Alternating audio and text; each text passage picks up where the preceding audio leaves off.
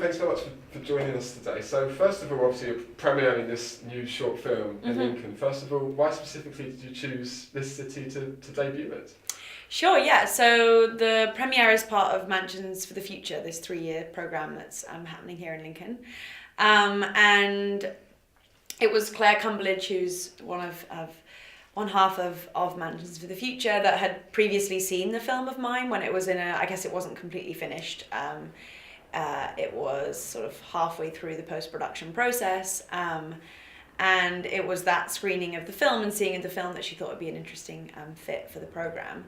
And I think what really mainly interests me in terms of, I think, funding that's obviously given by the Arts Council in England is that it's really important, I feel, to take it outside of what can often be always fed into the capital of London. And I think, for me, I was always a lot of my inspiration in arts in general was having the ability to go see an exhibition or go see a play or just see things in a public domain.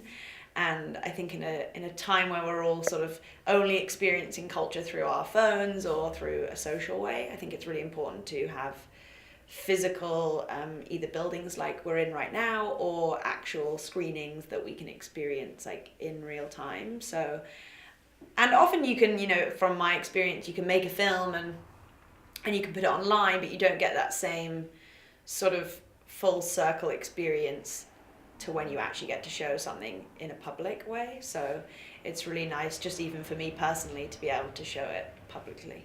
And also it's very unique as well because it's being premiered in a hair salon itself. Yeah. What was the kind of idea behind that? Why did you decide to have that specific setup to show the film? Sure, yeah. So again, that was Claire of Mansions for the Future's idea, really to show it in a site-specific way that is happening here in Lincoln in a hair salon. The film itself is really about that intimate space that you can be in and are often in, and we all know, I think most people have been in the chair of a hairdresser and they've experienced that close feeling that you can get whether you like it or not with your hairdresser. And watching the film, actually sat in a chair as though you were having your hair done, is to really, I guess, emulate that feeling that is it being experienced in the film. So I hope people almost can have a sort of double layer in the sense that they're watching someone experience that intimacy with their hairdresser and almost they're experiencing it themselves. And I hope maybe people who don't know about the program or don't know about the film will just discover it upon it being in a public space, whether or not they walk by and they see something or they're going in there to have their hair cut and they ask questions as to why this film's being shown. And do you think we'll see more of that in the future? These kind of, instead of just being shown in a typical cinema and shown in a typical theatre or anything like that, we'll see more of these kind of local-based premieres of art, like dotted around the community. Do you think we'll see more of that in the future?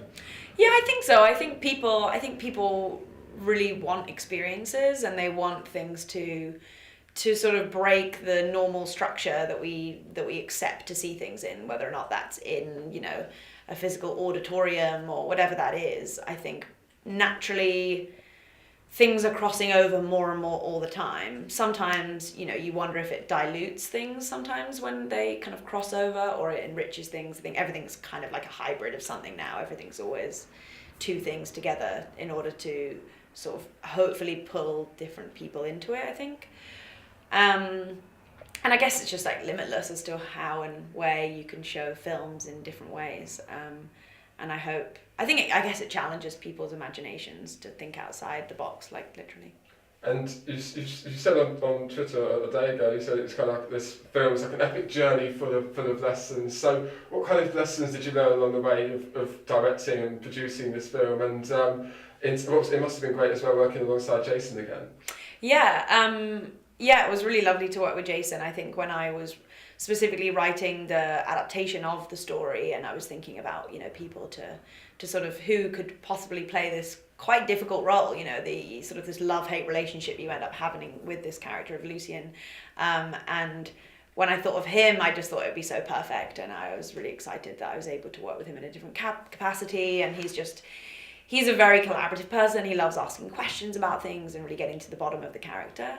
And then in terms of, the epic journey of the film, I guess it's definitely been the biggest scale of film I've made in terms of production, like on on the busiest day on set, we had 40 people cast and crew, which is the biggest I'd ever directed. And we built a set, which is like a whole other beast of filmmaking. I think everything I'd done, I just dressed an original location or chose a landscape. Whereas building something from scratch is just a huge undertaking. And also because we built it in a set and it's meant to be like a hair salon on a high street, you obviously have people going by in a window. So we had green screen, and putting in that green screen afterwards in post-production was what basically took this film so long to complete, and why, again, I'm so excited to be able to share it publicly today, because it has been a long process. And you've said about this adaptation, obviously it's an adaptation of a story by A.S. Byatt. What kind of drew you to that story as a kind of inspiration for this? Yeah, I was a fan of her work, A.S. Byatt. This was actually the first series of short stories I'd read by her.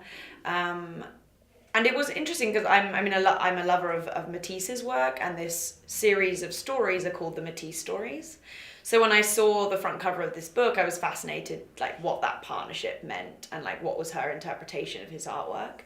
And the idea is that each short story begins with a piece of Matisse artwork. That's what kind of brings the story into time. And for Susanna's character in Medusa's Ankles, it's her seeing this Matisse poster hanging in this hair salon that brings her in the first place. And I instantly, this world that A.S. Byatt creates, this very, very kind of heightened, textural, colourful world that she writes for specifically Medusa's Ankles, was something I thought lent itself so clearly to film. And this kind of short film does kind of explore shifts in power and kind of women in middle age. What kind of drew you to those specific ideas? Yeah, I was interested in the idea that this relationship that she's building with the hairdresser happens over the course of kind of a year, and to show that condensed progression of a character in a short film was something I saw as a challenge. And I was interested in her processing her aging during the course of that film, and how it really is the physical space that suddenly changes from this kind of pink hues of kind of soft colors to this very gray, stark, modern world that she's in, and how that change of her environment makes her suddenly see this aging process differently, and suddenly be put under this brighter light that she can't really escape. And it's that becomes the kind of catalyst to what already was probably building inside of her, to then be this kind of literal sort of breakdown that she has in the salon. And I was interested in how you could show that in a short film. How can you show something that's such an overarching process that people go through in their life? How do you condense that down into one environment of one person? And also the flip side of her understanding of beauty, and Lucy and this character who's very kind of, surface level, his understanding of beauty, and like how we can all have very different understandings of what that means. And she's coming from a very kind of academic, kind of introverted space, and he's coming from this very client base, kind of really indulging these people and indulging himself at the end of the day. And you've obviously had some experience as an actress in your own right. So what's the change been like? And obviously I imagine it must have been quite insightful to have that experience behind you when it comes to directing. How did the two compare? Yeah, I mean, everything, that I know began with my experience acting. Obviously working on such a huge movie series like Harry Potter was just this intimate and quick way to learn everything I could learn about filmmaking. I was surrounded by people who was the best at their trade of what they were doing, and it was just the most inspirational place to be. I was luckily very curious. I was always asking questions, how certain things were being done and why they were being done, and that curiosity led me to realize that I wanted to study film when I went to university. So yeah, it's been totally the foundation of everything of why I love filmmaking, and it's enabled me to I guess now find my own kind of where in that world of filmmaking, in that sort of big sense, what kind of stories do I want to tell. And I'm really interested in these quite intimate stories. So in terms of you've talked a lot about kind of the audience, what you kind of hope audiences will take away from this? What's kind of the big aim when people come and see this film later on in the week? Yeah, I think specifically to this experience in Lincoln, I really hope that maybe people hear about the screening tonight or the screening that's going to be happening in the hair salon as a kind of way into the programme for the whole entirety of the 3 years. Obviously, we're right at the beginning of the programme. It only launched a few weeks ago, so it'd be really interested to see how this 3 years, evolves.